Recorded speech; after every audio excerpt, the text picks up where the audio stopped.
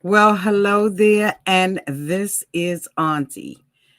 And I am here to do my review of 90 Day Fiance Happily Ever After Till All Part 4.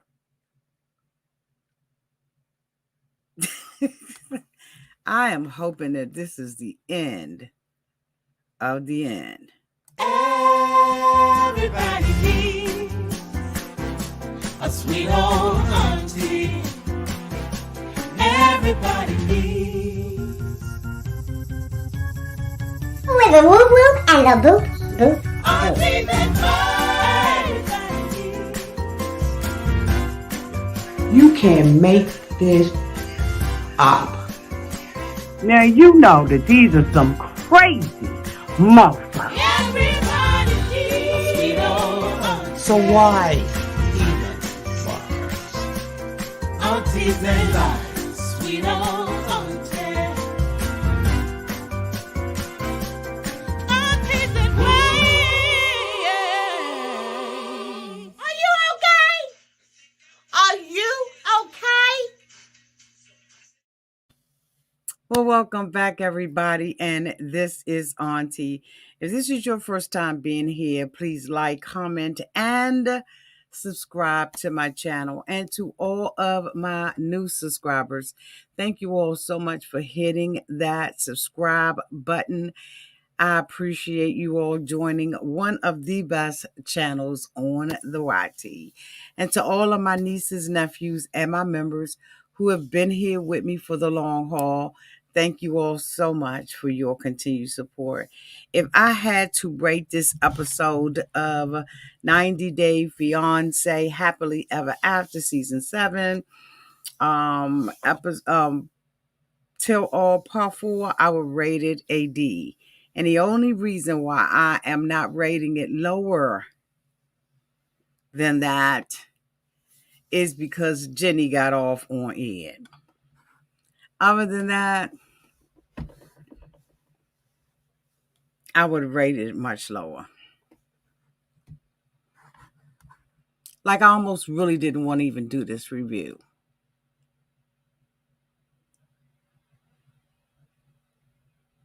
And that's on period. Hi, everybody. Thank you all so much for being here.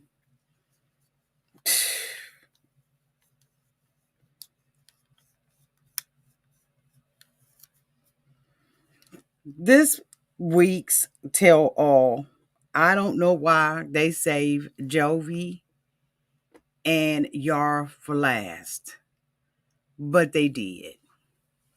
In my opinion, we all know who we like and who we don't like. And then we have favorites because some of us, like all of them or whatever, et cetera, et cetera. But I thought that and have always thought that the two of them have been extremely boring. And a lot of it, in my opinion, appears to be a little scripted or made up drama. Because the real drama that was going on in Yara's life, we didn't hear anything about. And that's about her girlfriend that was caught up in a whole bunch of stuff. We didn't hear anything about that. As a matter of fact, they had the audacity to bring one of the other girlfriends out. Now, I don't know if she was implicated in the crap that the other girlfriend was in, but I'll make sure I link that video to this so that you all who are not aware of what happened with Yara's girlfriends or girlfriend who was trying to encourage her to second guess her relationship with her husband.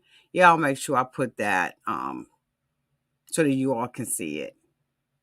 Yep, I'll link it. I thought that the segment was just horrible with the two of them. It was the same old, talking about the same old. And basically, Yara appears to be unappreciative. of what his mother is doing for her. And for Jovi to get on his mother, to treat his mother disrespectfully, to every time she had something to say, he had something smart to say back. His mother is not obligated to take care of Yara or her grandbaby. And whatever she does, he should appreciate it. See, here's the thing for me with this particular couple. Yara knew when she was dating Jovi that he had a job that took him out to sea. So Maisie just told me I am disturbing her. She thought that we were going to continue to be here working in silence. And when I got to talking, she got up off of the chaise and went and got on the sofa further away from me in the office. And then she's now looking at me and moaning and groaning and saying, if you don't shut up. But she's in my space. If I could take a picture of the way that she's looking at me.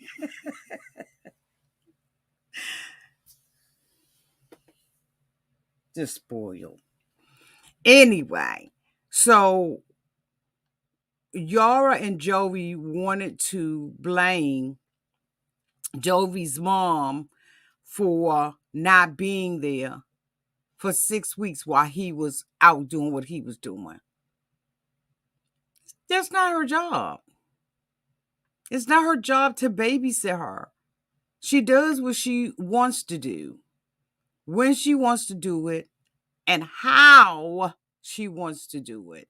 She is not obligated to watch that baby. And so just hearing that conversation just really, really turned me off, really made me upset, because there's people like myself who lost their parents. My mom is gone, my dad is gone.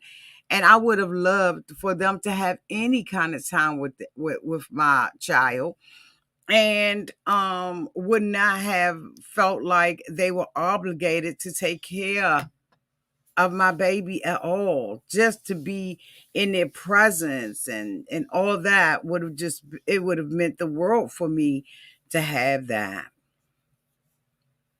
And to see them abuse this woman in the way that they did verbally, because that's my opinion, was just such a turn off, a disappointment. And then to find out that because of the complaining, the constant complaining from the two of them, that the parents have brought property near where they live to build a home on. And now Jovi is saying, my wife is miserable and I am going to be looking to move on the East Coast or in Florida or somewhere tropical for my wife. And the parents have made these sacrifices because that is how much Yara has been complaining about hating Louisiana. The subject also came up with her wanting to buy property. She wanted the property in her name and her daughter's name, and not have Jovi on it. Little Ed got involved with it and started saying that she was trying to have a plan B. And while he is not the best instrument or the best person to say anything, he was right. Because by her own admission, she indicated that she was trying to have a plan B. Because when her mother and her father split up, her mother didn't have a plan B. And they get mad at Big Ed and say, what are you talking about? That's not how I feel. That's exactly what I thought I heard you say, Yara. I heard you say, I am not going to find myself caught up, tied up, tangled up like my mother. I am not going to find myself destitute and on the street and all of that kind of stuff. I could have sworn that that's what I heard Yara say. Now, maybe I am mistaken. I could be. I don't always get it right. But from my perspective, that's what I thought that I heard. I heard this is my plan B if things don't work out with me and Jovi. And they shut it down. And that's when Jenny said, you know what, little Ed, you always got something to say about everybody. He told her it wasn't her turn. Jenny said, it's my turn when I want it to be my turn. And did y'all see Submit? Submit was starting rocking and sitting up. I wonder how that would have turned out had Submit been in the studio. I don't even think that Big Ed would have even tried it, boo. He would have got dragged. Submit was sitting up in that chair, but Jenny told Ed kiss her whole ass. And I was like, go Jenny, it's your birthday. Go Jenny, go Jenny. Because he needed to be cussed out. He defends one and tears down another. And Jovi told him when they were in the car together, you lucky you was in the studio, or you probably would have gotten your ass kicked. And I felt that, like right there. Because Jovi is tired of Little Ed's comments. Speaking of Little Ed, Liz has decided or told the girls that she is no longer going to be in a relationship with Ed. The two of them have been in separate rooms, and this is what the two of them prefer. She is upset with him because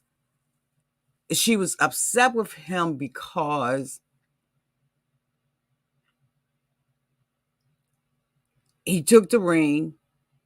He's embarrassed her all season. She says she's done with him. But then she goes out after the 10th breakup. She goes out and gets tags on her car that says Little Big Ed's girl. You can't make this up.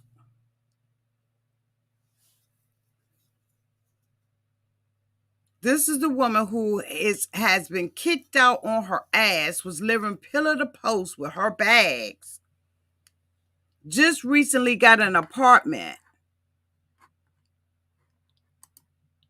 Thank you so much, Fabulous Me, for becoming a member. Welcome to the family. Welcome, y'all, please. Welcome, Fabulous Me. I could have sworn you were already a member. But welcome back.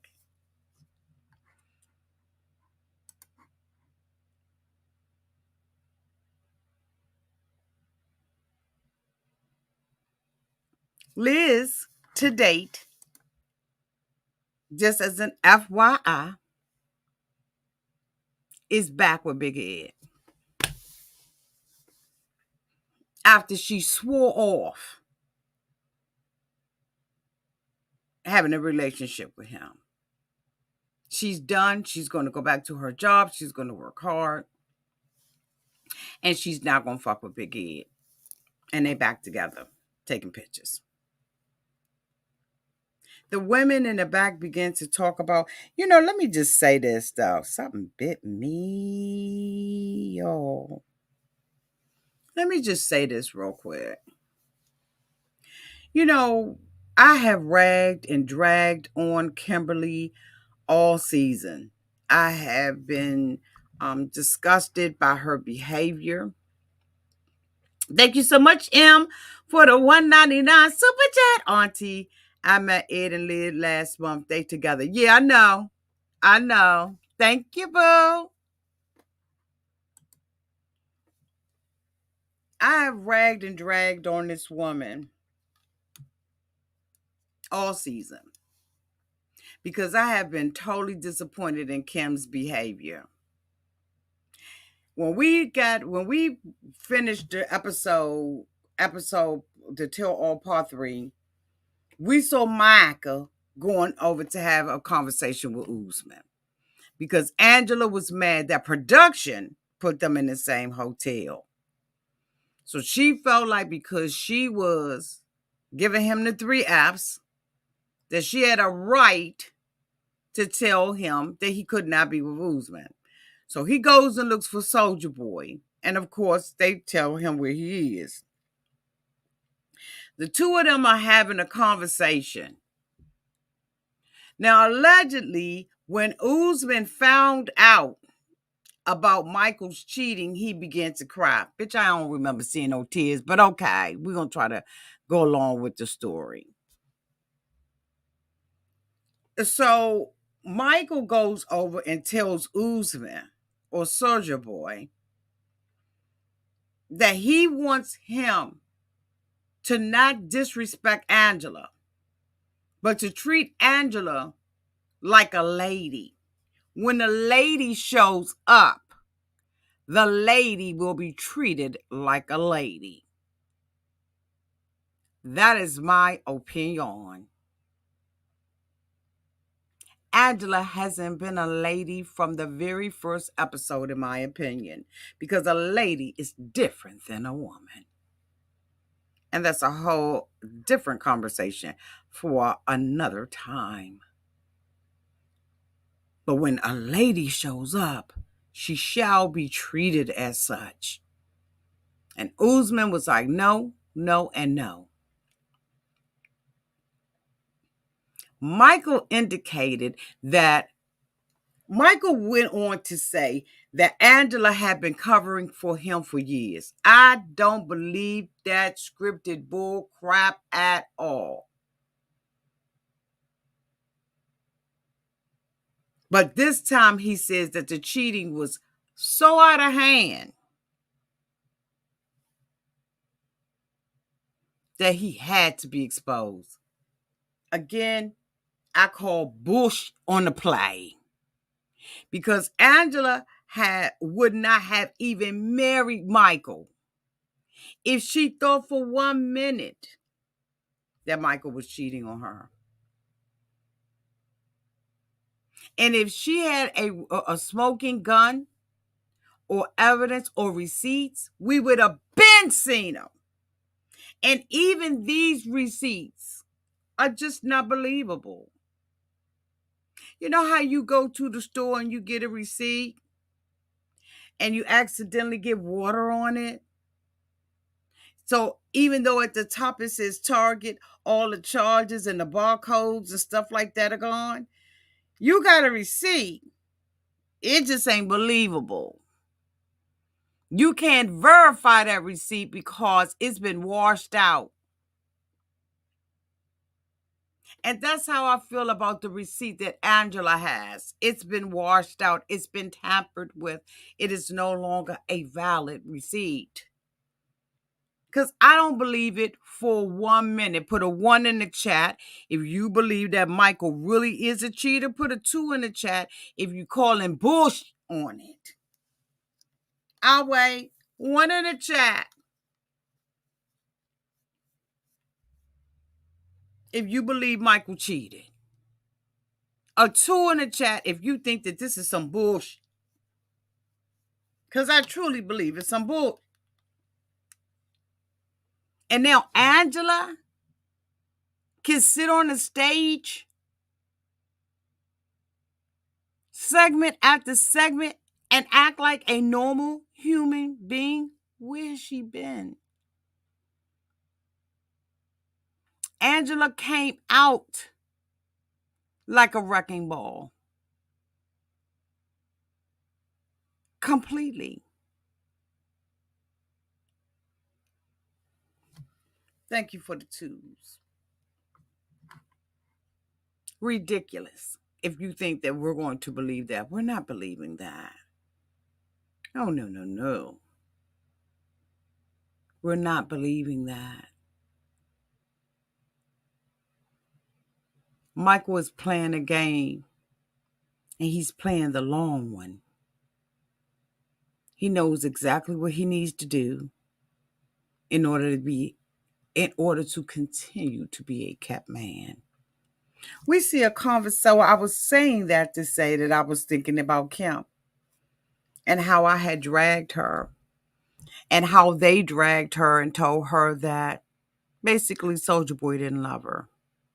Because she says they're two different people, Usman and Soldier Boy. So we're going to talk about Soldier Boy, who is the one that was on all of her t-shirts, the hashtag Soldier Boy, because she was a super fan. And then she sits there and says that she's not a super fan when the friends approached her on her first trip over there. But now she, accepts the fact that that is her role. She is a mother and super fan.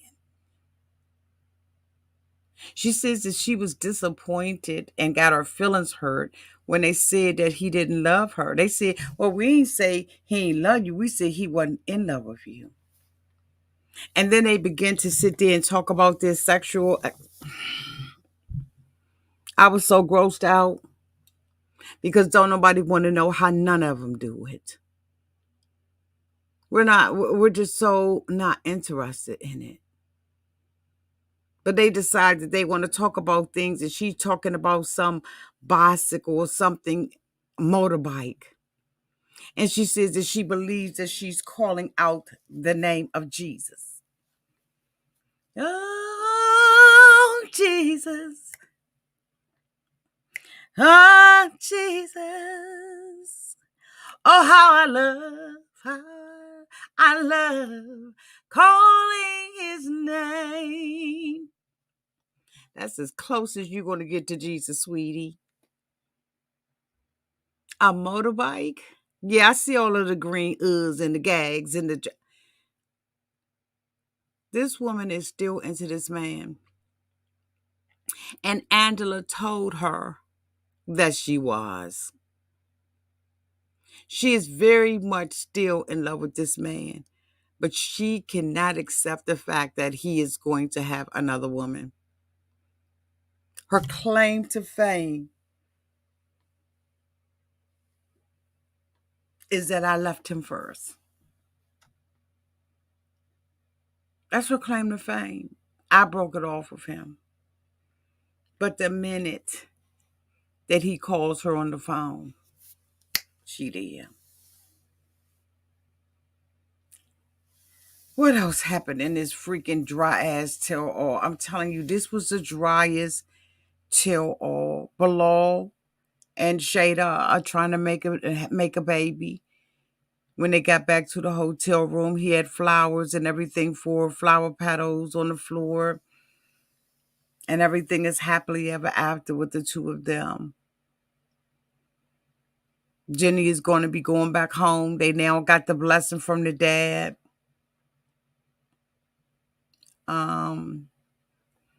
What else happened that we thought was significant? I don't remember anything else happening that was significant. And while I wanted to come out and get a good laugh, gag, and a drag, this episode just didn't do it for me. With Angela and Kimberly sitting on the chair, I think that they thought that that would be a good bonding moment and something that that we would be interested in and all of that kind of stuff. It was just two old hags sitting on there dating, Nigerians, and Angela says she doesn't know if she's going to stay with Michael. Of course. Isn't Michael in the United States right now, allegedly? Aren't they allegedly shooting a new show together? We don't believe anything that they say. This was so boring and so dry. I know y'all not used to seeing me like this and being this dry, but I can't give you what I ain't got. I can't give you what I ain't got, y'all. It just was dry as hell. But I thank you all so much for being here. Thank you to everybody who super chatted. I really do appreciate it. I am so glad that this is over. I just don't know what to do with myself. There is a new 90-Day Fiance the other way coming out in I think next week. And so we look forward to that. We have new couples with the exception of one.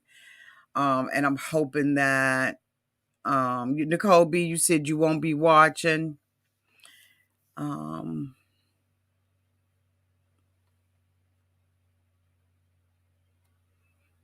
okay. Mm. Well, y'all watch it with me, okay? Y'all watch it with me. Now, for all of those people who, you know what, I won't. I'll talk about it in the membership. Love you all so much. Thank you to my moderators. Thank you all so much for being here all season. I truly do appreciate you being here with me. Sorry I couldn't, squeeze any more juice out this lemon. It's just dead and dried and time to throw it out in the trash. I love you all to pieces. Y'all have a great night. And until we meet again, y'all be safe out there in those streets. Love y'all.